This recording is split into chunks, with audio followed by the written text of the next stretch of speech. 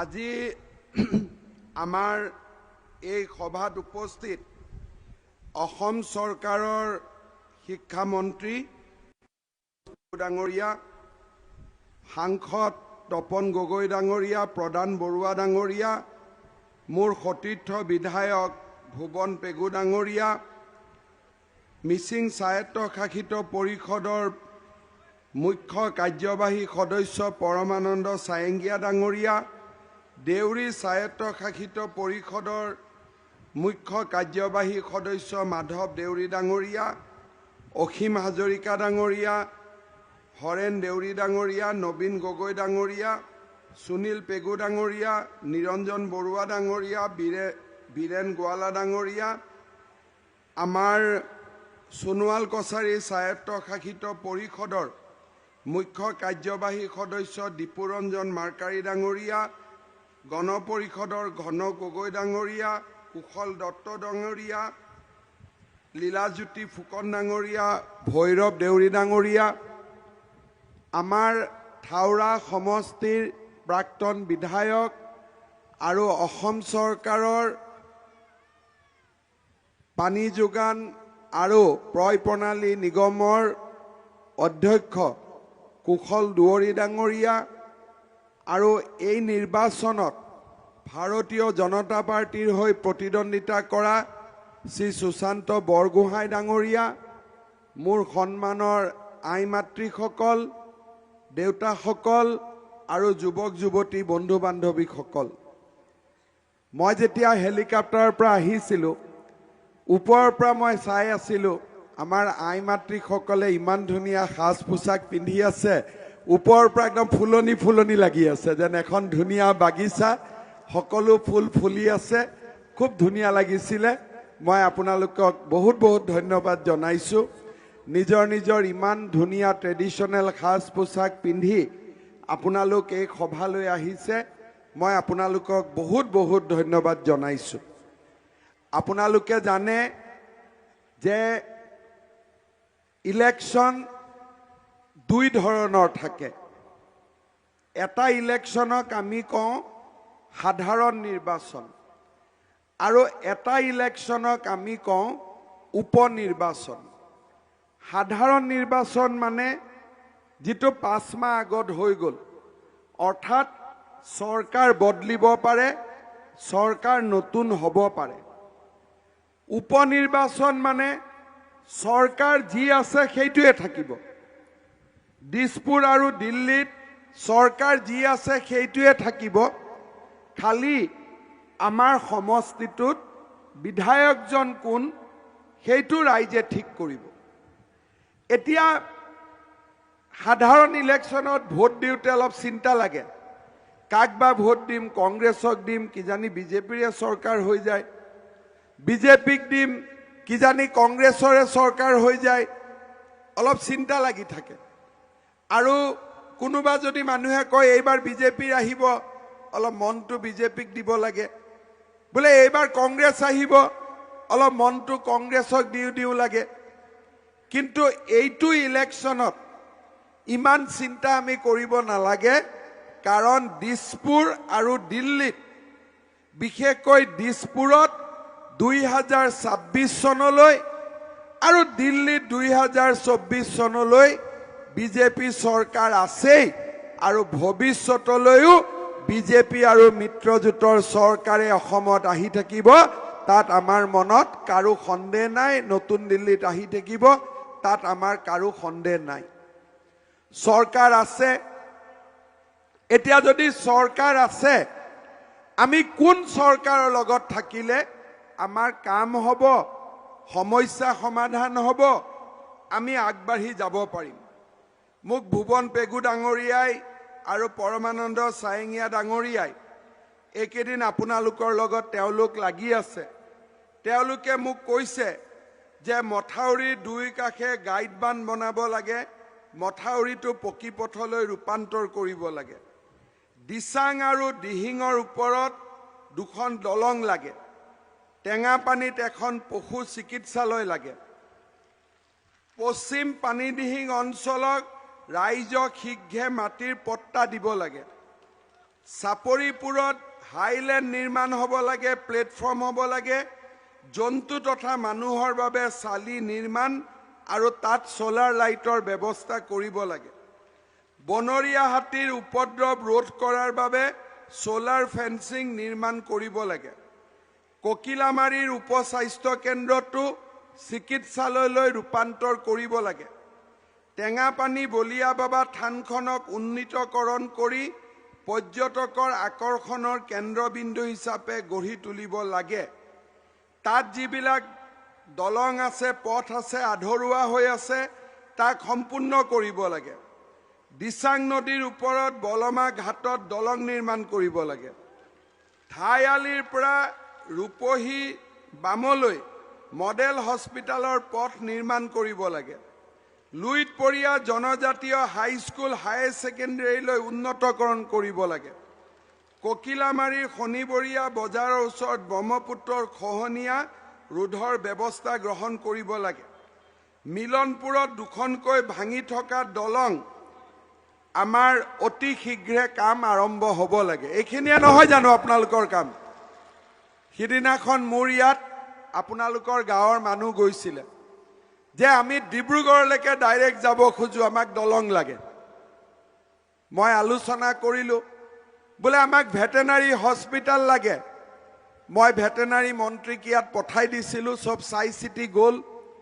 মুঠৰ ওপৰত এই যি পশ্চিম পানীদিহিং অঞ্চল আছে, য'ত আমাৰ মিচিং, দেউৰী, গোৰ্খা, দেউৰী, সোণোৱাল কছাৰী, আমি সকলো মানুহ য'ত একেলগে আছোঁ, তাত এই কামবিলাকতো হ'বই। লগত এইবাৰ ব্ৰহ্মপুত্ৰৰ বানপানী নাহে, উন্নয়নৰ বানপানী আহিব। যিমান কাম আপোনালোকৰ আছে সকলো কাম হ'ব, আপোনালোকে চিন্তা কৰিব নালাগে। কাৰণ দিছপুৰতো বিজেপিৰ চৰকাৰ আছে, দিল্লীতো চৰকাৰ আছে। ইয়াতে আমাৰ গো ব্যৱসায় কৰা বহুত মানুহ আছে। তেওঁলোকে জানে যে বজাৰত যদি আমি দুটা গৰু দেখা পাওঁ, এটা গৰুৱে গাখীৰ দিয়ে আৰু এটা গৰুৱে গাখীৰ নিদিয়ে, আমি কোনটো কিনিম? গাখীৰ দিয়া গৰুটোহে কিনিম, হয়নে নহয়? এতিয়া আমি কোনটো দলক ভোট দিম? কংগ্ৰেছৰ চৰকাৰ নাই, খীৰাই থাকিলেও গাখীৰ নোলায়। ৰাইজৰ দলৰ চৰকাৰটো কোনো পৃথিৱীতে নাই, খীৰাই থাকিলেও গাখীৰ নোলায়। বিজেপি আৰু গণশক্তি খীৰাই থাকিলে ডেইলি 26 লিটাৰমান কৰি গাখীৰ ওলাব, হয়নে নহয়?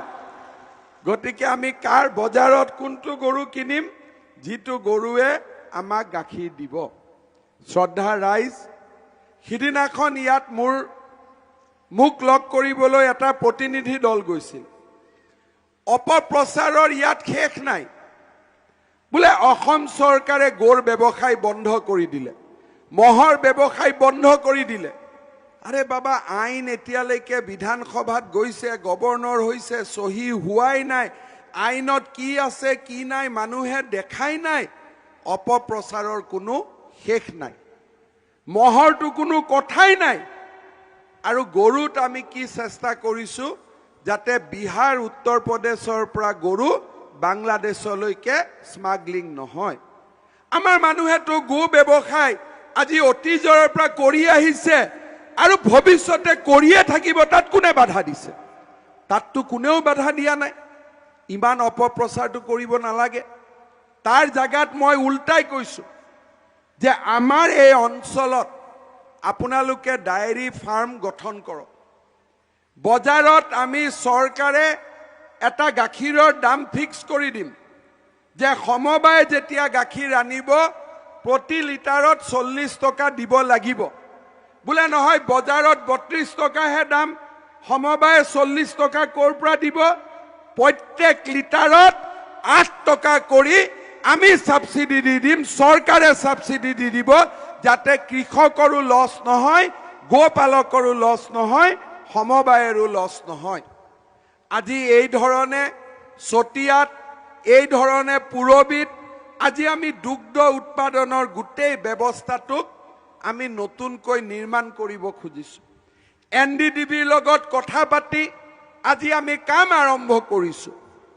আজি আমাৰ চৰকাৰে গো ব্যৱসায়ীসকলৰ কাৰণে যিমান চিন্তা কৰিছে, আগত কোনো চৰকাৰে কেতিয়াও ইমানখিনি কথা চিন্তা কৰা নাছিল।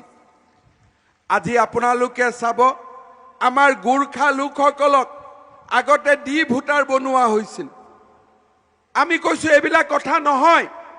আমাৰ গোৰ্খা লোকসকল ইয়াত আছে, তেওঁলোকক কোনেও বিদেশী বুলি নটিচ দিব নোৱাৰিব। আমি সেইবিলাক কাম বন্ধ কৰি দিছো যে এইবিলাক নহব। আজি আমাৰ মিচিং ভাই বন্ধুসকল ইয়াত আছে। আজি আমাৰ চৰকাৰখন কাৰ? আমাৰ চৰকাৰখন অকল বিজেপিৰ নহয়। এই চৰকাৰখনত গণশক্তি জড়িত হৈ আছে। এই চৰকাৰখনত মিচিং স্বায়ত্তশাসিত পৰিষদ জড়িত হৈ আছে। আৰু অসমৰ আটাইতকৈ গুৰুত্বপূৰ্ণ দপ্তৰ শিক্ষা দপ্তৰৰ দায়িত্বটো ৰণোজ পেগুৰ দৰে ব্যক্তি আমাৰ চৰকাৰখনত দায়িত্ব পালন কৰিছে। আটাইতকৈ গুৰুত্বপূৰ্ণ ডিপাৰ্টমেণ্ট। আজি আমাৰ চৰকাৰে কি কৰিছে? আপোনালোকৰ ইয়াততো আমাৰ যি দুখন দলঙৰ কথা কৈছিলে, দিচিং, দিহাং বা বলমাৰ, এইটোতো সৰু কথা। খুনাখুটিৰ ওপৰত য'ত নেকি দলঙৰ কথা চিন্তা কৰিব নোৱাৰে, এইবাৰ অসম চৰকাৰে খুনাখুটিৰ ওপৰত দলং বনাবলৈ 600 কোটি টকা খৰচ কৰিছে। আমি অসম চৰকাৰে কি কৰিছো যে আমাৰ যিমান মথাউৰি আছিলে, আজি আপোনালোকে জানে যে আমি যদি চিলা পথাৰত থিয় হওঁ, মথাউৰি দি আমি মাজুলীলৈকে আহিব পাৰো। আজি সেই ৰাস্তাও আমি দুখন গাড়ী যাব পৰাকৈ মথাউৰিৰ ওপৰত আমি ৰাস্তা পকী কৰাৰ কাম আৰম্ভ কৰিছো, যাতে নৈপৰীয়া ৰাইজে কোনো অসুবিধাত ভুগিব নালাগে। মোক যেতিয়া ৰণোজ পেগু ডাঙৰীয়াই ক'লে যে আমাৰ এই ককিলামুখৰ পৰা পানীদিহিঙৰ পৰা আমি একেবাৰে বগীবিল ডাইৰেক্ট যাব পাৰো, মাত্ৰ দুখন দলং লাগে। বোলো কিয় নহব? ৰাইজৰ কাৰণে কাম কৰিবৰ কাৰণে আমি চৰকাৰত আহিছো, আৰু আমি কাম কৰি ৰাইজক আমি দেখুৱাম। লগে লগে মই অৰ্ডাৰ দিছো যে এষ্টিমেট কৰক, সইল সাৰ্ভে কৰক। আজি শ্ৰদ্ধাৰ ৰাইজ, ইমান দিনে চৰ চাপৰিত থকা আমাৰ জনজাতীয় লোকসকলৰ মাটিৰ কাম কোনো চৰকাৰে হাতত লোৱা নাছিল। কিবা সুধিলে ডিচিৰ তাত মাটিৰ পট্টাৰ কামত গলে কয় বোলে এখন এনচি ভিলেজ। কি এনচি ভিলেজ? বোলে ইয়াত জৰীপ হোৱা নাই। বোলে জৰীপ নহলে কি হব? বোলে জৰীপ নহলে আমি মানুহক মাটিৰ পট্টা দিব নোৱাৰো। মই আপোনালোকক প্ৰতিশ্ৰুতি দিছো, মই মুখ্যমন্ত্ৰী হৈ থকা সময়তে অসমৰ প্ৰতিগৰাকী জনজাতীয় লোকে মাটিৰ পট্টা লাভ কৰিব। এই প্ৰতিশ্ৰুতি মই আজি আপোনালোকক দিছো। এতিয়া আমি মাটিৰ জৰীপৰ কাম আৰম্ভ কৰিছো গোটেই অসমতে। 627খন নন কেডেষ্ট্ৰেল ভিলেজ আছিল। আমি কৈছো নহয়, ইয়াত জৰীপ হ'ব লাগিব। আৰু জনজাতীয় লোকে ভূমি আইনৰ কথা ইয়াত নাহে। যি জনজাতীয় লোকে যিমান মাটিত বস কৰি আছে, সিমান মাটিৰে অধিকাৰ আমাৰ জনজাতীয় লোকসকলে পাব লাগিব। আজি আমাৰ দেউৰী সম্প্ৰদায় হওক, মিচিং সম্প্ৰদায় হওক, সোণোৱাল কছাৰী লোক হওক, তেওঁলোকৰ মাটিৰ অধিকাৰ অসমত থাকিব লাগিব। কাৰণ তেওঁলোক হল অসমৰ খিলঞ্জীয়া ভূমিপুত্ৰ। আজি যোগেন মহান ডাঙৰীয়া ৰেভিনিউ মিনিষ্টাৰ, তেওঁক মই কৈছো, যোগেন দা, দিনে ৰাতিয়ে কাম কৰিব লাগিব। টোপনি কি বস্তু আমি পাহৰি যাব লাগিব। 2026ত যেতিয়া আমি ভোট খুজিব আহিম, তাৰ আগতে সকলো ট্ৰাইবেল মানুহৰ হাতত মাটিৰ পট্টা থাকিব লাগিব। কোনো চৰকাৰে আগতে ইমান ডাঙৰ বজ্ৰ কঠোৰ সংকল্প লোৱা নাছিল, কোনেও লোৱা নাছিল। আৰু আমি লগত কি কৈছো যে যেতিয়া মাটিৰ কাম হ'ব, মাটিৰ কামৰ লগত কোনো দালাল থাকিব নোৱাৰিব। কোনো দালালৰ ইয়াত কথা নাই। কেইদিনমান আগতে মাটিৰ দালালি কৰা 700 মানুহক মই একেলগে জেলত ভৰাই দিছো। মই ইয়াত দালালি নহব। আমাৰ মিচিং স্বায়ত্তশাসিত পৰিষদ আছে, দেউৰী স্বায়ত্তশাসিত পৰিষদ আছে, সোণোৱাল কছাৰী স্বায়ত্তশাসিত পৰিষদ আছে। আমি সকলোৱে মিলি এই জনজাতীয় লোকসকলৰ উন্নয়নৰ কাৰণে আমি কাম কৰিম। শ্ৰদ্ধাৰ ৰাইজ, আপোনালোকে জানে যে আমাৰ জনজাতীয় লোকৰ ভাষা, কলা, কৃষ্টি, সংস্কৃতি আছে। আমাৰ নিজৰ একোটা ধাৰ্মিক পৰিচয় আছে। কোনোবাই আমি বাথৌক মানো, কোনোবাই আমি বাইথৌক মানো, কোনোবাই আমি দনীয় পলীয়ক মানো, কোনোবাই আমি বুঢ়া গোসাঁই থানক মানো। আমাৰ বিভিন্ন ধৰ্মীয় বিশ্বাস আছে। এইবাৰ বাজেটত আমি নতুন এটা ডিপাৰ্টমেণ্ট খুলিছো যে জনজাতীয় লোকসকলৰ বিশ্বাসটোক আমি যাতে জীয়াই ৰাখিব পাৰো।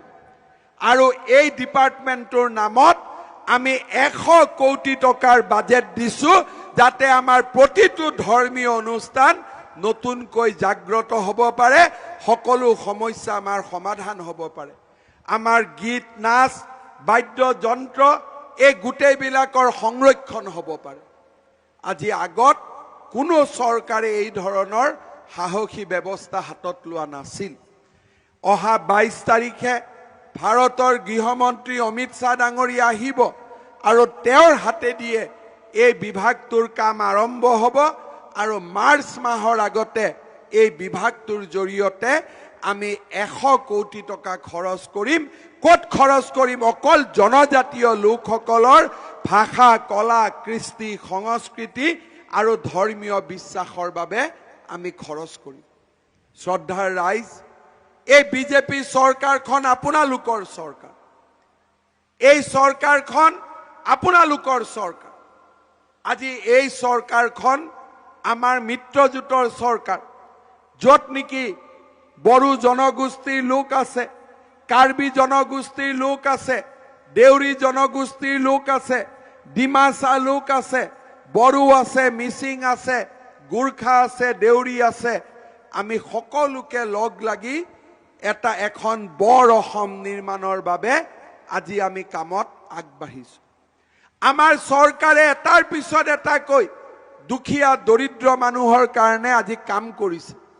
এই বছৰ আমাৰ চৰকাৰে 1 লাখ ল'ৰা ছোৱালীক চৰকাৰী চাকৰি দিব। তাৰে 25,000 ল'ৰা ছোৱালী খালি পুলিচতে সোমাব পাৰিব। মই সকলোকে কৈছো, চাকৰি দিম, কিন্তু চাকৰিৰ লগত ST SC ৰিজাৰ্ভেশ্যন কমপ্লিট মানি দিব লাগিব। আমি তেওঁলোকৰ কোটা তেওঁলোকক আমি দিব লাগিব। শ্ৰদ্ধাৰ ৰাইজ, এই যে 1 লাখ চৰকাৰী চাকৰি হ'ব, তাতে কোনেও যাতে 1 টকাও ঘোষ দিব নালাগে, তাৰ বাবেও আমি ব্যৱস্থা হাতত ল'ম। 1 টকাও খৰচ নকৰাকৈ আমাৰ নিবনুৱা ল'ৰা ছোৱালীয়ে 1 লাখ ল'ৰা ছোৱালীয়ে চৰকাৰী চাকৰি পাব। যিবিলাক আই মাতৃৰ বন্ধন বেংকৰ মাইক্ৰ ফাইনেন্সৰ লোন আছিল, অহা মাহৰ পৰা সেই লোন ঋণ মুক্ত কৰাৰ কাম আৰম্ভ হ'ব। চৰকাৰৰ 1 বছৰ নহওঁতেই যি আমি প্ৰতিশ্ৰুতি দিছিলো, সেই প্ৰতিশ্ৰুতি আমি পূৰণ কৰিম। আজি আমি অৰুণোদয় আঁচনি আনিছিলো, মাহত 830 টকা।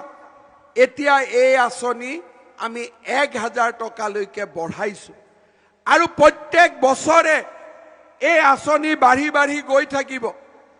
আৰু এই বছৰ এই আঁচনিত প্ৰতিটো বিধানসভা সমষ্টিত যাতে নতুন হিতাধিকাৰী আহিব পাৰে, তাৰ বাবে আমি ব্যৱস্থা কৰিছো।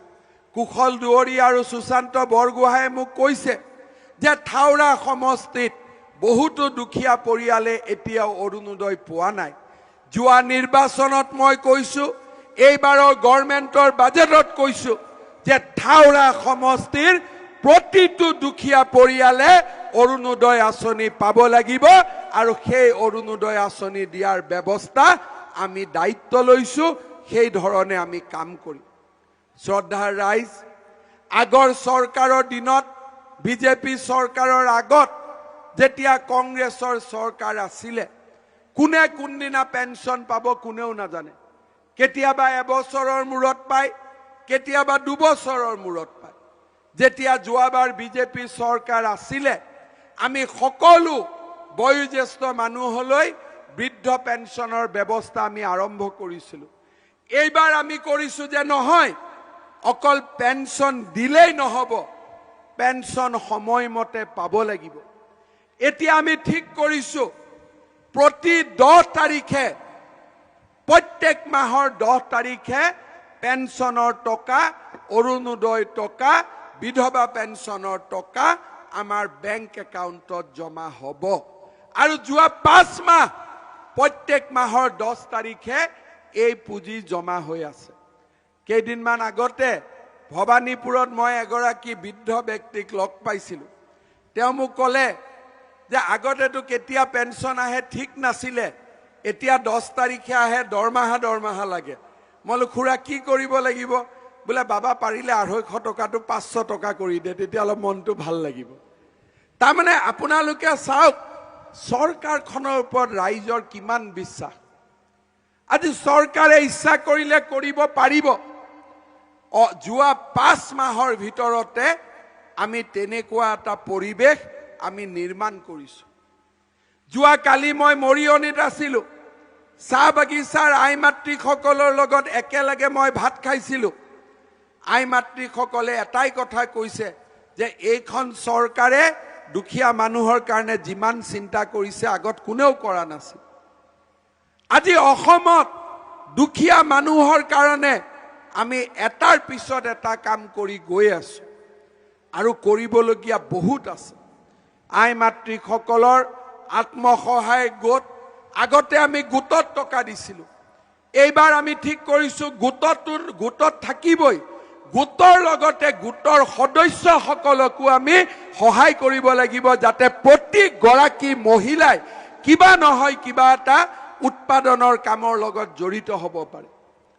আজি আপোনালোকে দেখিছে বিনামূলীয়া চাইকেলৰ পৰা বিনামূলীয়া স্কুটিলৈকে, কলেজৰ নামভৰ্তি বিনামূলীয়া কৰাৰ পৰা আৰু নতুন নতুন কলেজ, হায়াৰ ছেকেণ্ডাৰী।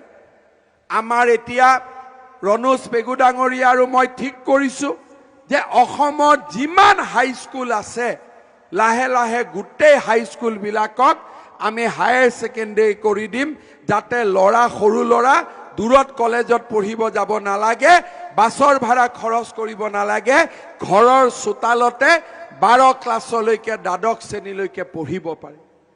শ্ৰদ্ধাৰ ৰাইজ, আপোনালোকৰ মাটিৰ পট্টাৰ পৰা দলঙৰ পৰা মথাউৰিলৈকে এই গোটেই কামৰ দায়িত্ব মোৰ।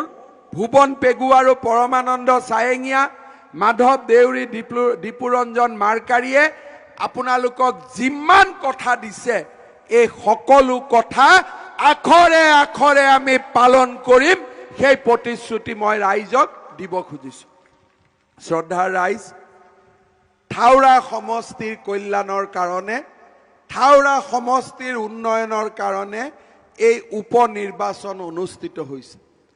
আমাৰ ৰাইজৰ দলৰ অখিল গগৈয়ে কৈছে যে মুখ্যমন্ত্ৰী পঞ্চায়তে কিয় যাব লাগে? এতিয়া মুখ্যমন্ত্ৰীজন পঞ্চায়তে নগৈ কি দিল্লী কলিকতা ঘূৰি ফুৰিব নেকি কওকচোন? মুখ্যমন্ত্ৰী গাঁৱত যাব লাগে নে মুখ্যমন্ত্ৰী দিল্লী কলিকতালৈকে যাব লাগে? আপোনালোকে কওক।